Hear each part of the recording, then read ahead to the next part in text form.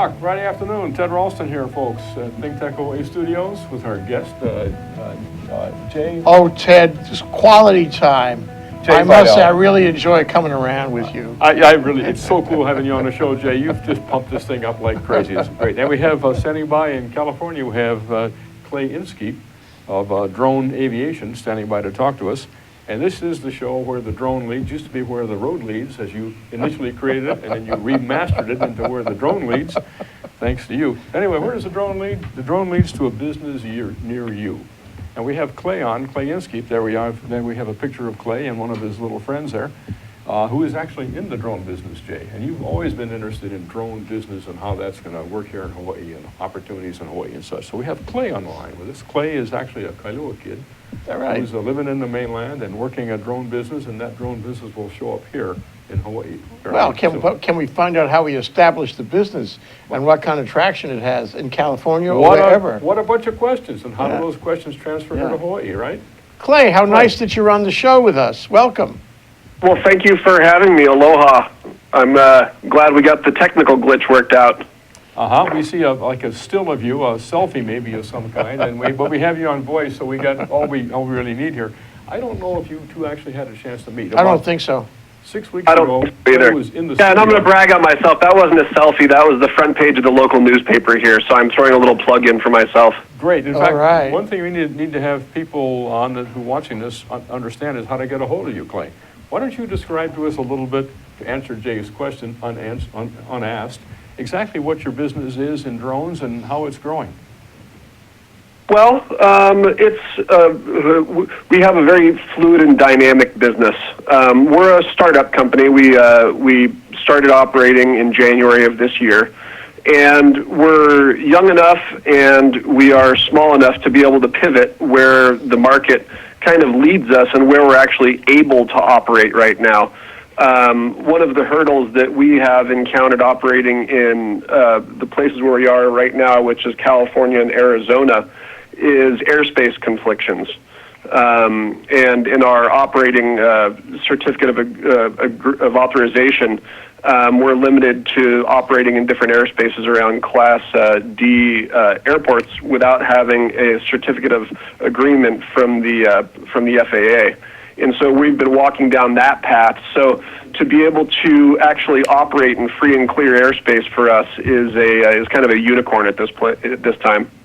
Okay, and then to those of us who may not understand what that means, that not all areas are open to you from a commercial business perspective. I think that's the way to put that. Yeah, most areas, believe it or not, there's actually some sort of limitation, be it a city ordinance, county ordinance, state laws, privacy laws, and FAA restrictions for airport boundary limits.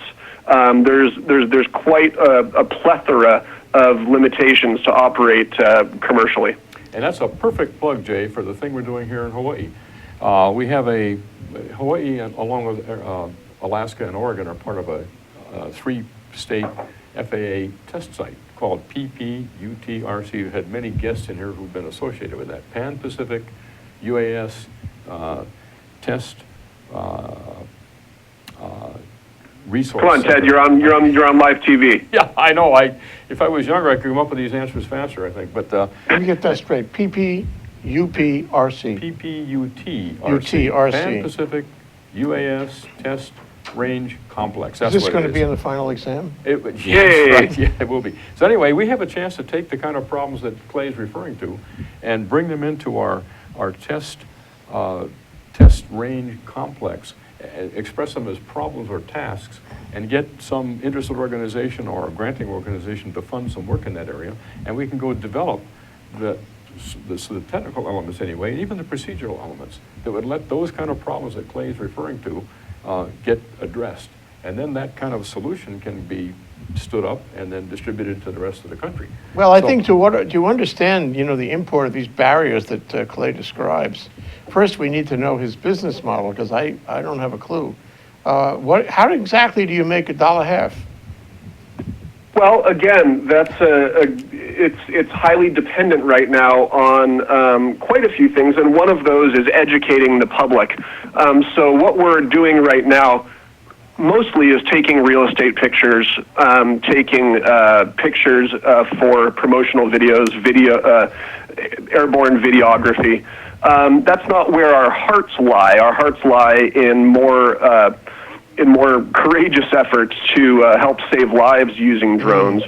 But to make a dollar right now and to be able to purchase the equipment that we need and be a proper business, we're having to do things that aren't necessarily goals of ours business-wise, but reality being what it is, we're in the trenches with everybody else doing the basically helicopter replacement or jobs that couldn't have been done economically before for the commercial use. So taking an aerial picture of your house up on the hill. Up until very recently, that was a job that could only be done from a fixed-wing airplane or a helicopter, and very few people were able to use that technology to market their house or to promote their business because of the prohibitive cost structure of flying manned aircraft.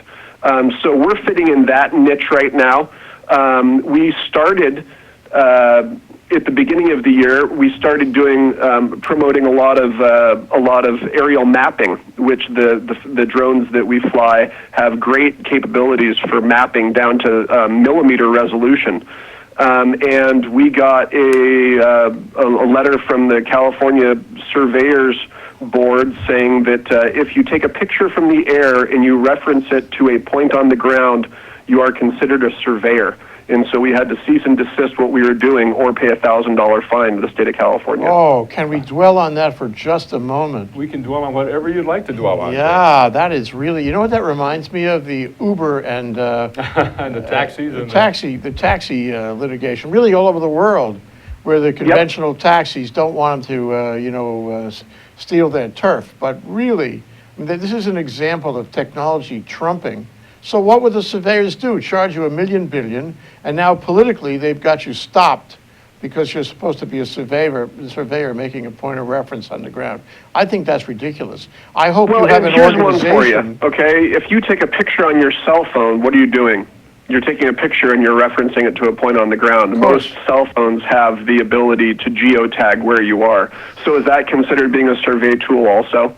The answer is no, and it stinks of a union policy or somebody looking over their shoulder to say this is going to be replacing us soon, so we're going to make a racket about it. And clearly, it's not.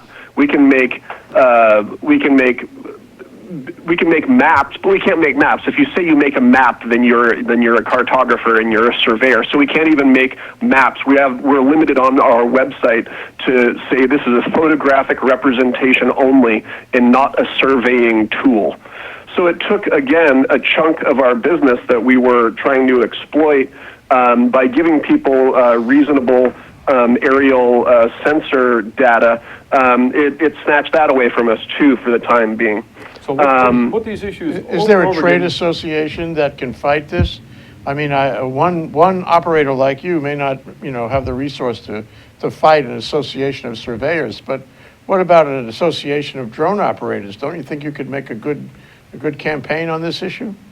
Oh, yeah, it's interesting you say that because I got a phone call earlier this week from a gentleman that lives in San Diego, and he actually got the fine of $1,000, and he is taking them to court and fighting it. And apparently the back and forth that we had with the state on this matter was interesting enough that they put us down as a case study on kind of how to deal with it. And so they put all of the information, all of our correspondence up online and have it as a benchmarking case for people that are in our business as to how to avoid the fine problem of it. But he's going to run it up the flagpole and take him to court because he brought up the very real fact that I just shared with you about cell phones geotagging.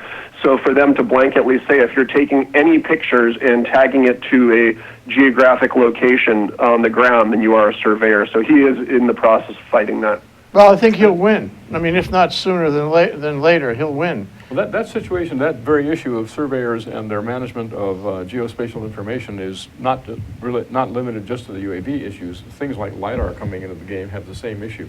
Those are done, LiDAR can be done by people who aren't licensed surveyors. And so the surveyor professional registration organization here in Hawaii, as a matter of fact, has taken the position, at least with LiDAR, and I'm sure with UAS very soon, as Clay experienced, if somebody could rely on the information you generate, then the liability starts at that point. And the Surveyors Professional Association serves to make sure that what you rely on is useful, is accurate information. They haven't figured out yet how to take LiDAR and UAS imagery into that game. So what this then takes is something that's not going to be solved by the surveyor registration people. It's not going to be solved at the UAS level. It's going to be solved at the congressional level. So the people who advocate for the use of UAS in this type of thing need to come together with, as you said, with a UAS professional trade advocacy, association, trade association, and present a salient case to Congress, whatever congressional committee is appropriate, and generate pressure forward to have this then accounted for in a positive way. What I get out of Clay's remarks, and I think the value of this discussion and this show is all about it. Here's a guy who goes into a business, a legitimate business, using most modern technology that has enormous implications and leverage in our society, and he's running into regulation at multiple levels that's really thoughtless. And resistance from people who are behind the curve in the technology. And so it's a real impediment to somebody who wants to get into a business that's an obvious benefit to society. And I think... Yeah, you said a mouthful there, and part of the mandate of the FAA is to promote air commerce and promote commercial use of the airways. And it's not that they're being a roadblock. I think they're just overwhelmed right now. And as far as the state of California, most states in the country are broke. And the thing that really intrigued me about our run-in with the state board was the way that they found us. They wind up divulging to us. The way they found us is they had somebody on their staff they were paying to Google search drone operators in California and scour their websites for anything that had any mapping or geospatial verbiage whatsoever. So they're actively trying to seek these people and find them before even sending a letter to them. Let me propose something here. We need to talk about something else that's equally draconian, and that is Clay's business moving to Hawaii. Talk about running into a buzzsaw of things we have to think about here. But let's pick that up and talk about that very issue. Clay, you come on over to Hawaii here when we get back from our first break. Welcome to ThinkTechHawaii.com. This is Johnson Choi, your host. My focus is Asia in Review. We talk about interesting subjects in Asia. Be sure to check the ThinkTech.com website on the next topic. Thank you. Aloha, I'm Kaui Lucas, host of Hawaii is My Mainland, here on ThinkTech Hawaii every Friday afternoon at 3 p.m. Start your Pauhana weekend off with the show where I talk to people about issues pertinent to Hawaii. You can see my previous shows at my blog, kauilucas.com, and also on ThinkTech's. Aloha, this is Reg Baker with Business in Hawaii. We're a show that broadcasts every Thursday at 2 o'clock. We would love to hear from you, and you can reach us in several different ways. We have a hotline that you can call in at 415-871-2474, or you can email us at thinktechhawaii.com, or you can tweet us at thinktechhi. Looking forward to hearing from you and seeing you on our next show. Aloha. We're back, folks, to the second segment and the final segment now of our show, Where the Drone Leads. Ted Ralston here in our studios, ThinkTech Hawaii studios, overlooking downtown Honolulu, with our guest, Jay Fidel, sitting here at the table. What a guest. And Clay Inskeep, who is standing by electronic connection, not by Skype, unfortunately, just by audio in California. And we're just talking about the various issues that Clay has run into time and again as he's attempting very accurately and very carefully to get into the drone business. And the funny thing that you haven't mentioned yet, Jay, which I'm surprised, is that Clay, following all the rules, is seeing the guys who aren't following the rules get in there and get the business. So we have this other issue right now where these arcane and complex issues are somewhat avoidable if you don't attempt to follow all the I'd like to rules. hear more about that. the How kind of does guy that you are, work? huh? Yeah, well, you Yeah, got yeah. piqued my curiosity. So how are the guys who are not following the rules get all the business? Let's How turn does to that the work, let's- Clay? Clay, how does that work? Yeah. Well, it's real easy. By myself getting a letter of exemption from the Department of Transportation and the Federal Aviation Administration, I opened up myself to become enforceable. So now I can be sanctioned. If I was a hobbyist or a non-commercial pilot, then the FAA, by congressional mandate, has no jurisdiction whatsoever to enforce any actions against me. So by getting the ludicrous part is by doing everything correct, it means now that I'm able to be sanctioned and fined by the government, where if I was just a hobbyist, I wouldn't. And No kindness ever goes unpunished. Right, and, Nope. and no attempt to do it right ever goes unpunished. Right, Same yeah. thing. So, and I'm sure that right here in Hawaii, we've got a lot of people out there collecting money for wedding photography and real estate photography and surf photography and such, just simply bypassing all the rules. And at this point in time, the enforcement is a very complex issue because who's What the do you mean by enforcer? complex, Ted? Well, because Is that a euphemism for something else when you say complex? it's like the kind. I I can't mean, think it's of what I not was thinking happening. about, so that's why I The said it. enforcement is not happening. Enforcement is too hard right now because the combination of, well, there's federal issues and there's state issues and there could be local issues as well. And the enforcing agencies is the police department. And the police department has no organized training that tells them what to That's the recognize. last one what do you think, you guys, about having another agency, not the FAA, another agency, the drone agency, and it's federal, and it's got resources, and it goes around the country, and it makes sure that people comply. It's got teeth, it's got a workforce, Guns. whatever it takes.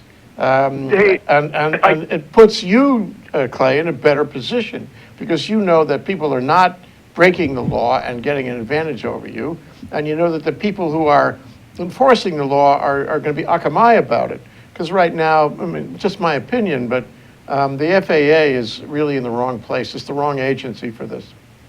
Yeah, it is. And forgive me, Ted, I can't see Jay right now, but did he actually say that with a straight face? He did. I'm Actually, dead he did, serious right. Yeah, he about doesn't it. say anything without a straight face. If you want to see something slow down, put the government in charge of it. And if you want another administration stood up to take care of drones, I'll see you in 10 years. I think what he was they referring to just- was outsourcing that government function to some organization which would be able to get in there and get the job done. Okay, but wait, but I thought I heard you say, Clay, that another drone authority would be a bad idea. If it's not the FAA and it's not another drone authority, then who is it? Actually, Well, you see, here's the thing, is the FAA has to make the decision, and the federal government has to make the decision who is in charge of drone activities. By congressional mandate of the late 70s, model aircraft are model aircraft and hobbyists are hobbyists. Well, that gets into a real sticky wicket with me because the FAA mandated as of December of last year that anything that weighs more than 250 grams needs to be registered with the FAA. Well, if it needs to be registered with the FAA, then who's responsible for enforcing it? and that's the whole issue. The FAA is basically not designed as an enforcement agency. It's designed as a manager of safe flight with a whole bunch of compliant people. And what we're dealing with here is folks who aren't compliant. Clay is totally compliant. We're dealing with the people who are working around him by being non-compliant, fully knowing that the ability to identify them, decide what's an enforceable action, and then enforce it is very loose at this point in time. Well, so- and that's why I have strong feelings about the fact that the FAA just pushed through this registration of drones and model aircraft law without a huge amount of thought being put behind it. They're getting a lot of money from it. Every drone out there, over 300,000 now have a $5 bill attached to them at the minimum. So the FAA is seeing income from it. But by mandating, by making it a federal law that it is illegal to operate a model aircraft without registering it with the FAA, why, that sounds to me like it's an FAA problem. And that's not my problem. That's their problem. And unfortunately for me, there is people that are taking our work away but I feel that it is going to be sort of natural selection. Them taking my work away from me in the short term allows me to be able to focus on navigating the quagmire of legislative and different laws that I have to abide by while they're out running around and flying in airports' airspace. So while I don't take it laying down, I'm doing everything I can to play right on my side, because I believe it's all going to come out in the wash. I believe that a few years from now we're going to be having a much different conversation, and the fact that our company was able to navigate the laws and to abide by the laws and not be slapped is important. And we've been told directly by the FAA, directly. I was in the same room as the administrator, Michael Huerta, that they're going to give current Section 333 holders one get-out-of-jail-free card for infractions of the law. The second time, they revoke their license for life. And that's starting to happen, I understand. But I think if everybody was operating the way Clay is, with that attitude and with the desire to make it correct and make it legal, we wouldn't be having a lot of these problems that we're talking about. But, you know, we're running kind of close on time here. Clay, your business will ultimately move to Hawaii. Correct. Correct. Oh, we don't have any bureaucracy out here. That's what I was going to say. It's not a problem. It's right. There'd be no problem at all. Right. Well, you know, the interesting thing about Hawaii is I've been to, I've been to Maui, I've been to the Big Island, I've been to Oahu talking about drones, and there's a lot of manana thoughts about the laws and regulations. There's nobody. Hawaii's taxed from a FAA standpoint anyway, and they're taxed from a law enforcement standpoint anyway. There's almost zero interest in enforcing any laws in Hawaii to fly drones commercially. You know, the problem with that, I mean, it's kind of a repeat of California in a funny way. The problem with it is that none of this is designed to allow an entrepreneur to make a business. I mean, you can't put a lot of capital into a business which is run roughshod that way, where you don't know what the rules are, and the other guys who don't follow the rules do better than you do. Result is it's not going to be capital concentration. The result is, as an industry, it's not going to go where it could go. Your business can't go where it could go because you're hamstrung this way. So I think, although Hawaii may offer a sort of a layback kind of approach, you can't count on that. And no investor is going to come in and count on that. And so you really don't have an industry yet. And really, I go back, and there's one message I would leave with people, see if you agree with me, is that the drone operators, legitimate drone operators, have got to get together, they've got to make a trade association, they've got to go after government organizations that are steeped in thoughtless regulation. And they've got to make sure those organizations enforce the law against everyone. That's AUVSI is attempting to do. But on the other hand, that is a group of, it was started by Boeing and Lockheed Martin, and they don't represent me. They're a very powerful they're gaining popularity and power at being a lobbying organization, but it doesn't represent the everyman like myself. It represents the drones that are going to be flown in the next 10 years that are the 55 pounds and over, Raptors that the railroads are going to be using in the beyond visual line of sight. We are going to be out of time here in a minute, but nevertheless, the problem is exactly as you stated. We need advocacy, and it needs to be executed at the congressional level. That's where the FAA simply does what Congress tells them to do. So that's where that has to go. And actually, we had a Gretchen West sitting here at this table a couple of months ago, and she has created the Commercial Drone Alliance. And she knows you, Clay, the CDA. And that is a table that users, Clay, can sit at and can begin generating these demands, or at least putting them together so they can raise up to be recognized. So we hope that'll be pushing forward in the right direction for us in the very near future here. But at this point in time, we actually have run our time right into the limit. And it was going to be interesting to see from Clay periodically getting back on this show and telling us how he feels from time to time here as the other guys try to work around them, as the rules change. Next month, the rules will change yet again. I'm looking forward to the future. I think this is a durable trade that I'm in.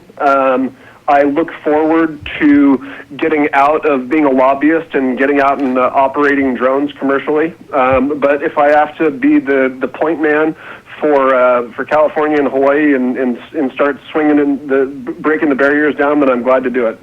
And that's great, Clay. And so we'll have you on again sometime and catch that update. And Jay, thanks for stirring up. Thank you, another Ted. Thank you, Clay. And I do like your idea of a outsourcing the government function to manage all this. That would make it effective and get it done right. And with that, folks, where the drone leads to next week's show, and we'll see you next Friday.